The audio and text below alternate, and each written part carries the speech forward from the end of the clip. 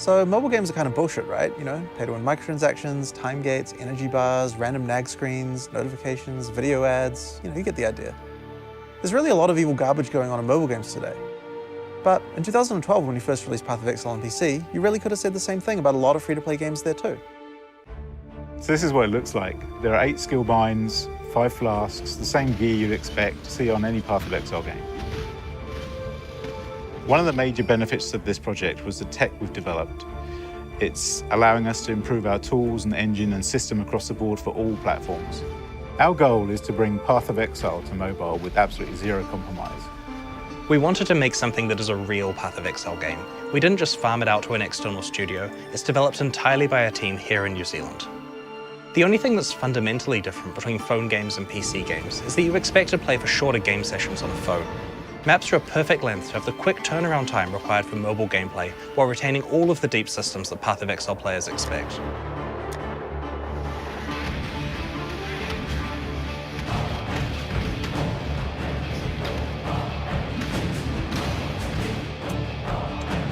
Back then, we really felt like we could do free-to-play on PC without all that player-hostile stuff. So we thought, maybe we can do the same thing on mobile. Maybe we can make a game that bucks all those bullshit trends and make it something that's a good game first, that just so happens to be played on a phone.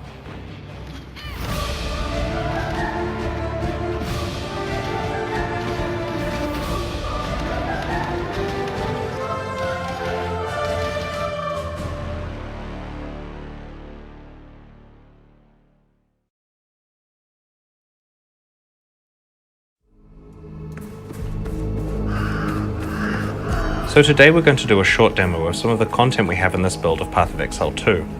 We're starting here at about level 11, which is around halfway through Act 1. Right away as Jonathan plays with the graveyard, you're going to notice the massive improvements we've made to the Path of Exile engine since 3.0 was released. Environments, characters, and items all use physically based rendering, which gives the whole game a realistic look. We have new main character class models with all new animations and completely new item base types. Most of these have physics for many of the little details, which makes them a lot more awesome.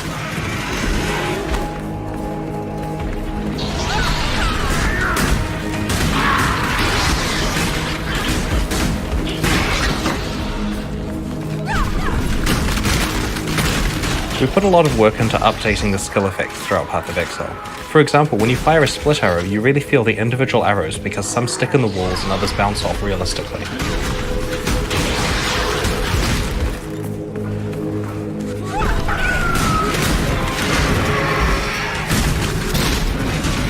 The 4.0 campaign contains a variety of optional side quests that lead to meaningful boss encounters along the way. Very soon we're going to encounter Lachlan, an NPC who has lost his family.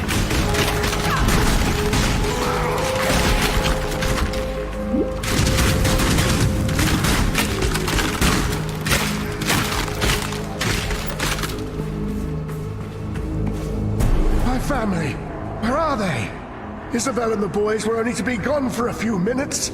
But it has been, I don't even know how long, hours at least, days, weeks. What season is it? Stranger, I know we have just met, but I'm so worried about them. Around here, they could have fallen into a sinkhole or been choked by grave dust. Please, could you see to their safety?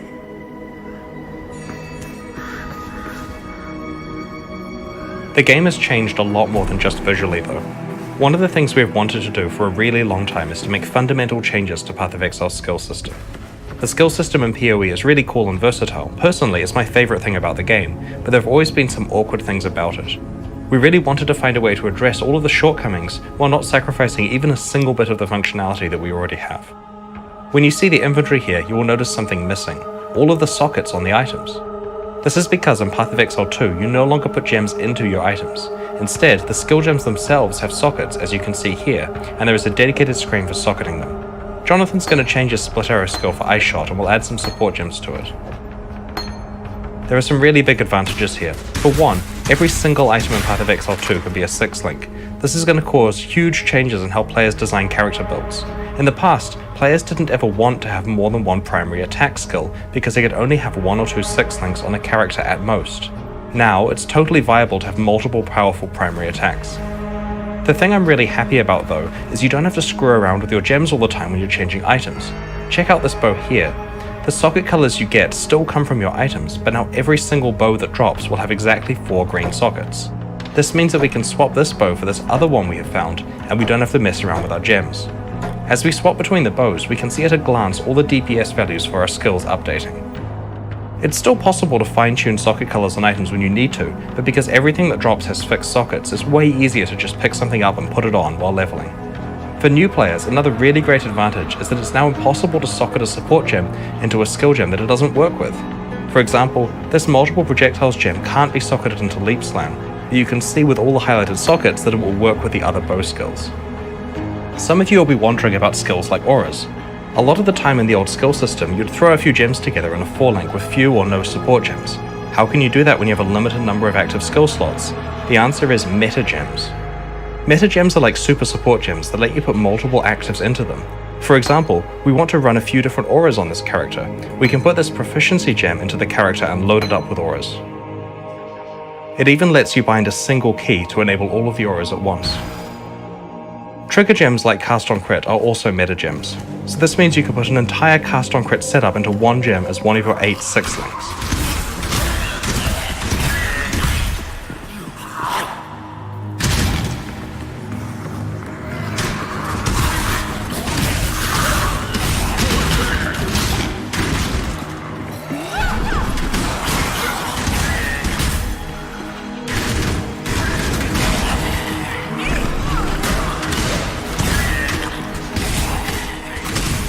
One of the things we really wanted to improve in Path of Exile 2 was our lighting system.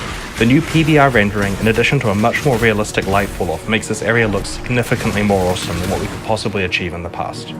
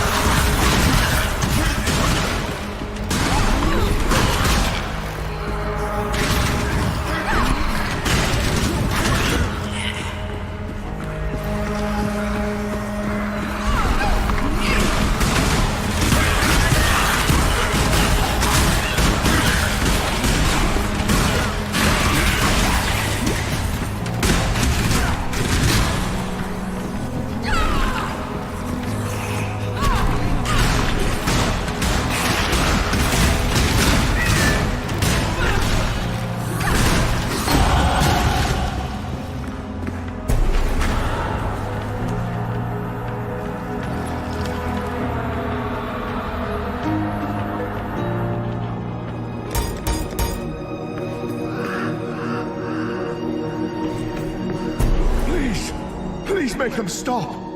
They're whispering. They're screaming. No, don't give in. You're not dead. You're still moving. You're still here.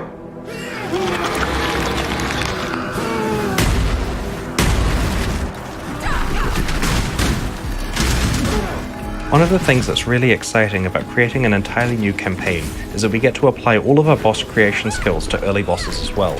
The first few acts of Path of Exile 1 have bosses that are some of the earliest content we ever made, and their age is really showing. This fight here is the same level as the Fairgraves fight in the original campaign, but it's a lot more advanced.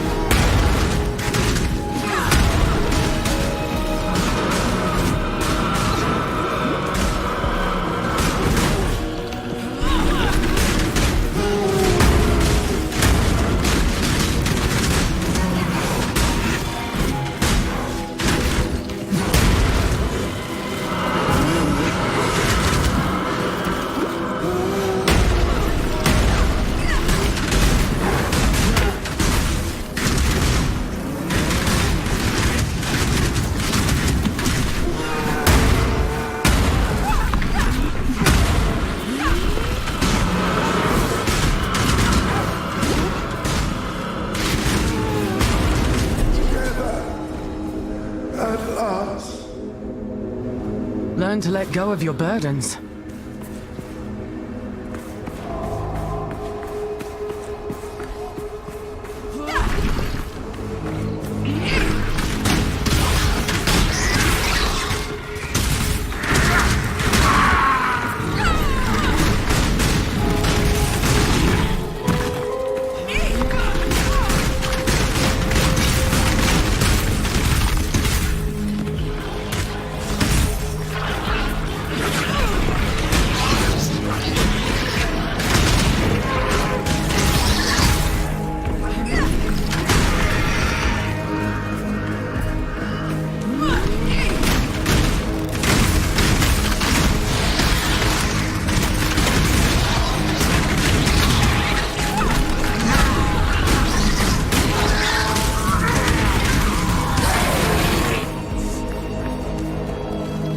So here we are in the hunting grounds.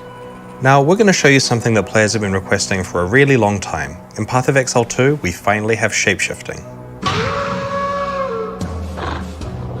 Each shapeshift form can use any regular Path of Exile attack that makes sense. Here on the werewolf, we're using Leap Slam and Cleave. One of the other things we thought that was really important with shapeshifting is that you could just change back and forth at any time, walking around in the middle of a skill whenever, just hit the button and go.